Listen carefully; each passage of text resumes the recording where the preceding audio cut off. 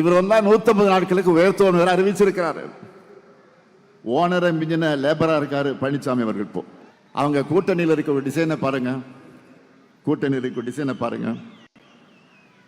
அம்மையார் ஜெயலலிதாவுடைய மரணத்துக்கு பிறகு முதல்ல சசிகலா அவர்களை முதலமைச்சராக்க நினைச்சாங்க. அது முடியாம போன காரணத்தினால தான் கூவத்தூர்ல வச்சு பழனிசாமி கொண்டு வந்தாங்க. தனக்கு பதவி கொடுத்தவங்களையே கட்சியிலிருந்து நீக்கினார் பழனிசாமி. போன எலெக்ஷன்ல பாத்தீங்கன்னா எல்லாரும் பிரிஞ்சு நின்னாங்க. இப்போ அதுல பாதி பேர் பாஜக கூடவே திரும்ப வந்து சேர்ந்துக்கிட்டு இணைஞ்சிட்டாங்க. இப்போ இவங்க மொத்தத்துல மக்கள் நலனுக்காக கூட்டணி நடத்தல, இவங்களுக்குள்ள ஒரு மியூசிக்கல் சேர் தான் விளையாடுவாங்க. அது மாதிரி மியூசிக்கல் சேர் விளையாடிக்கிட்டு இருக்காங்க. நடக்க போற தேர்தல் தமிழ்நாடு வெர்சஸ் என்டிஏ. இதுல நாம தமிழ்நாட்டை ஜெயிக்க வைக்கணும். தமிழ்நாட்டில் தோல்வி என்பது பாஜகவுக்கு புதுசல்ல. தினமும் காலையில சூரியன் உதிப்பதை போல அவங்களுக்கு ரொட்டீன்.